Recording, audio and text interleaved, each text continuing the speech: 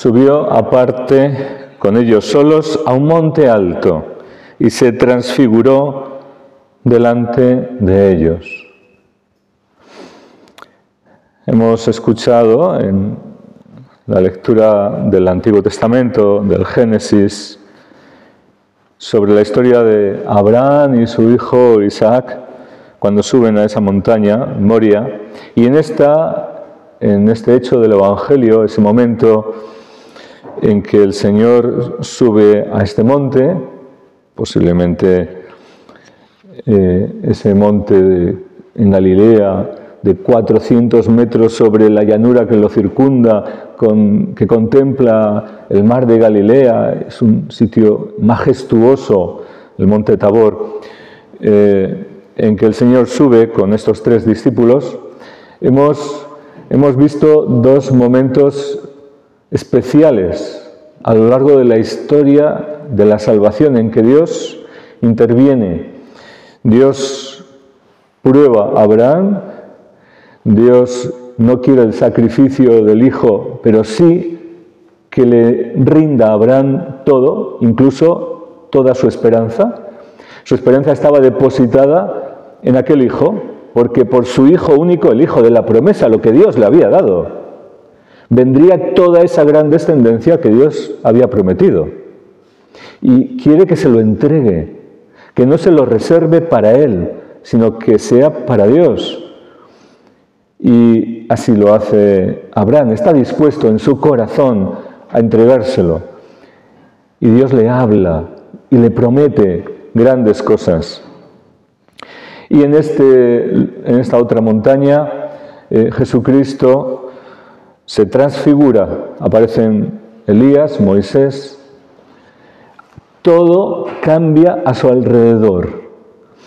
Y la voz de Dios también se deja oír. Este es mi Hijo, el amado, escuchadlo.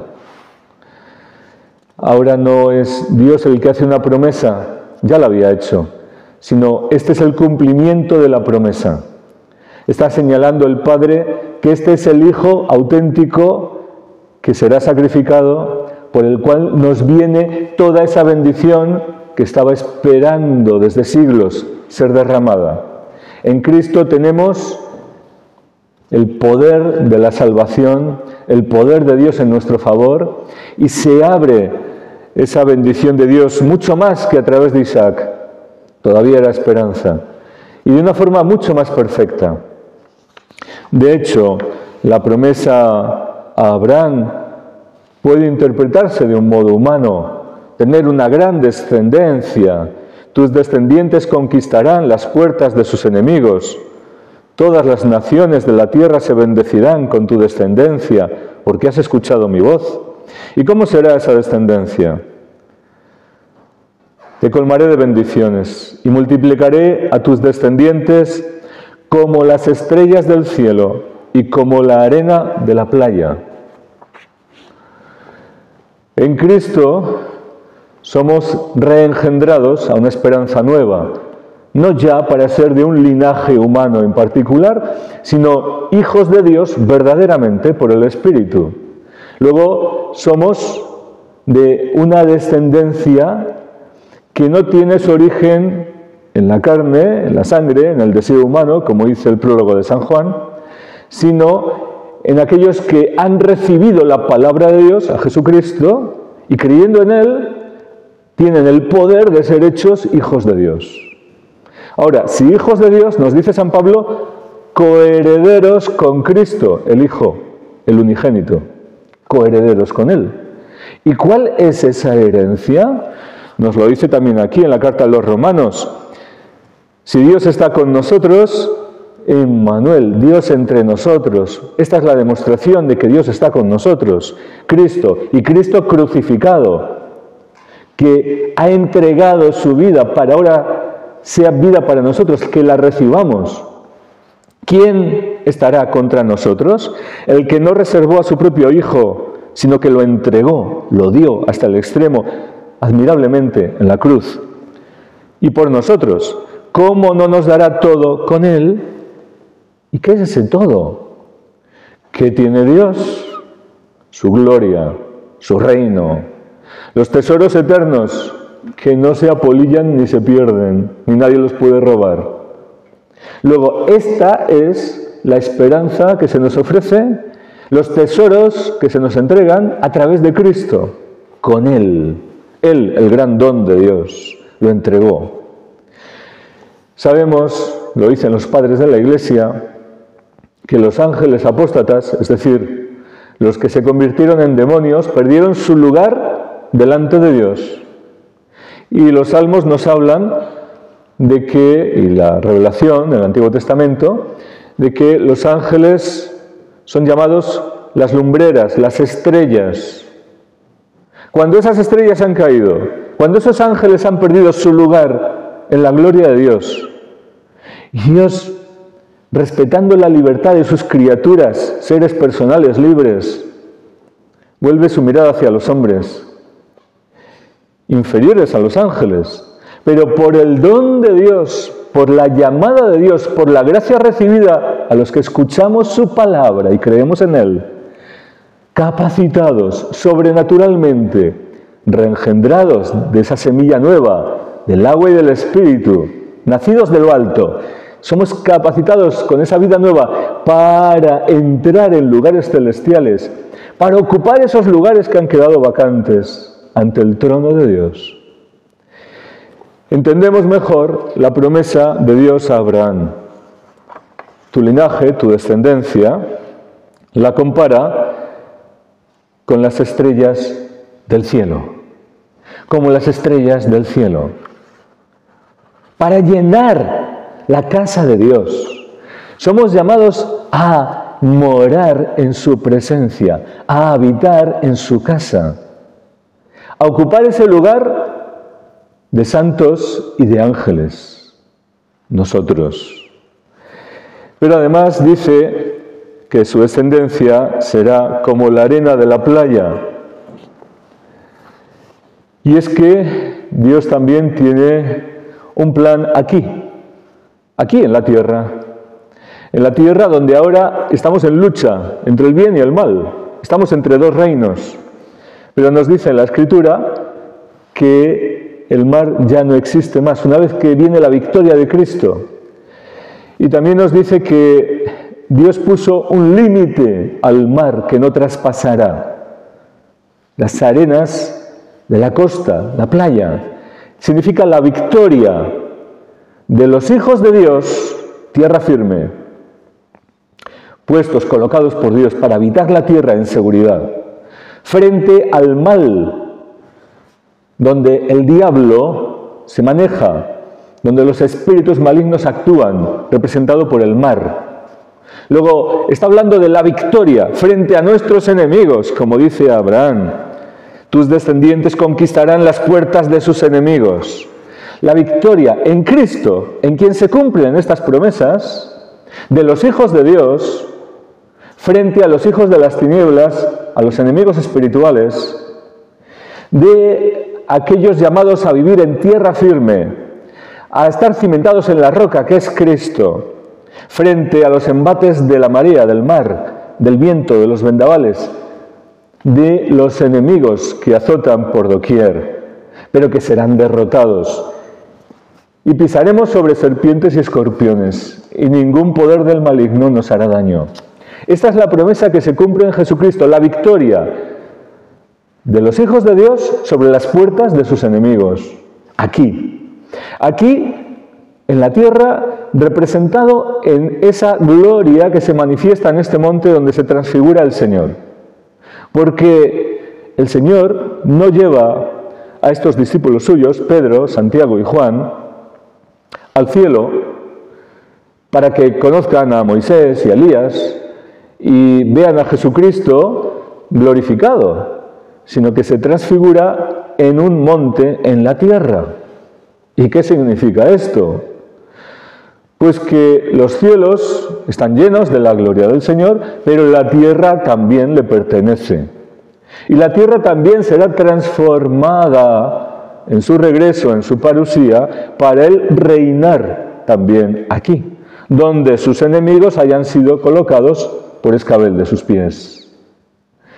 De forma que Él vendrá no solo con sus ángeles en su gloria, sino también acompañado de sus santos, para habitar, para tomar posesión también como las arenas del mar sobre la tierra.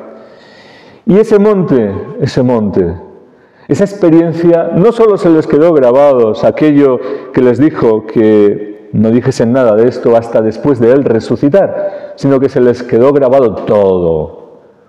San Pedro en la segunda carta nos dice, cuando estábamos en la montaña sagrada, recuerda de una forma tan especial, con tanto amor, guardando con tanto cariño en su corazón aquella experiencia que le cambió la vida. Porque en aquella montaña no estaban solos Jesús, Elías y Moisés. Estaban estos discípulos también. No estaba solo aquel que iba a ser crucificado y que anunció que resucitaría después. Y que está ahí conversando con los que anunciaron todos estos hechos, la ley y los profetas, Elías y Moisés. Aquellos que hablaron de Cristo veladamente o más claramente en el Antiguo Testamento, anunciando el cumplimiento de todas estas promesas, sino que estábamos nosotros representados en estos primeros discípulos.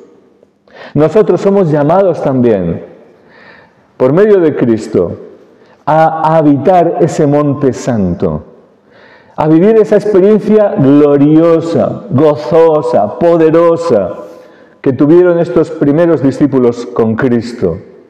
¿Cuándo? ¿Cómo? El Señor vive este momento de su transfiguración inmediatamente después de anunciar su pasión. Luego, la victoria sobre el pecado, sobre el maligno, sobre el mundo, sobre la carne, se nos da a través del sacrificio único y eterno, perfecto, de Jesucristo en la cruz. Por Él Dios nos ha reconciliado con Él y nos lo ha dado todo, esa vida nueva. Pero también nosotros tenemos que llegar a la cruz. También nosotros tenemos que rendir nuestro corazón. Aquello que Dios nos da, rendírselo a Él, nuestra vida para Él.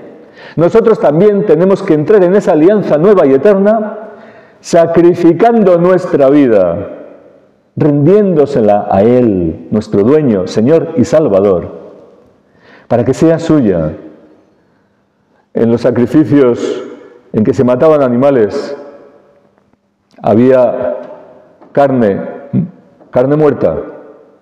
Nuestra carne tiene que morir, nuestro yo tiene que rendirse.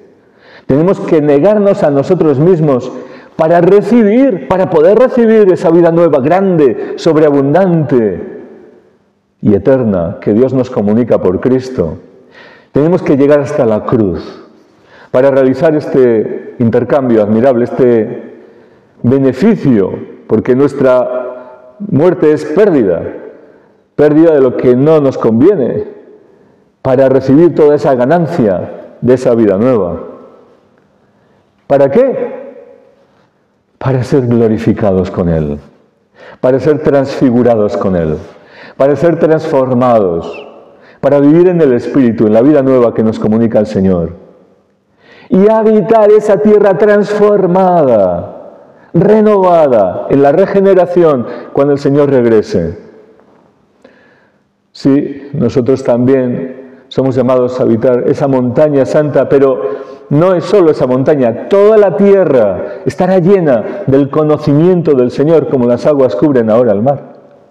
Toda la tierra será transformada, habrá paz y seguridad en mi monte santo, dice el Señor a través de Isaías, anunciando este tiempo que está prefigurado en ese momento especial que viven estos discípulos con Cristo en esa montaña, pero que no es más que aquello que será toda la tierra.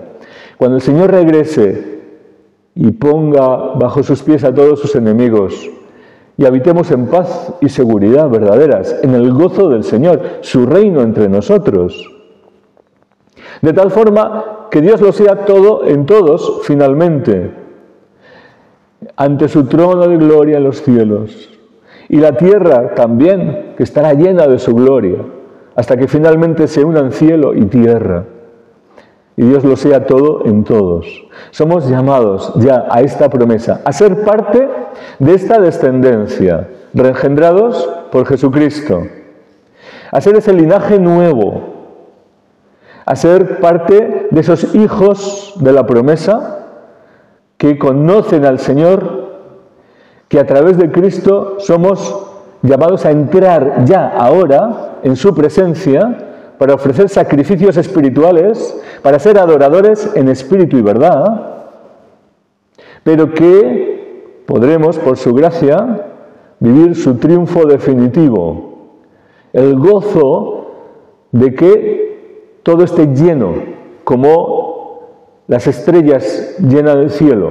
Cuando se complete esa obra del Señor, en que los salvados, el número de los salvados se complete y el Señor se goce con su creación, con sus redimidos, transformando todas las cosas.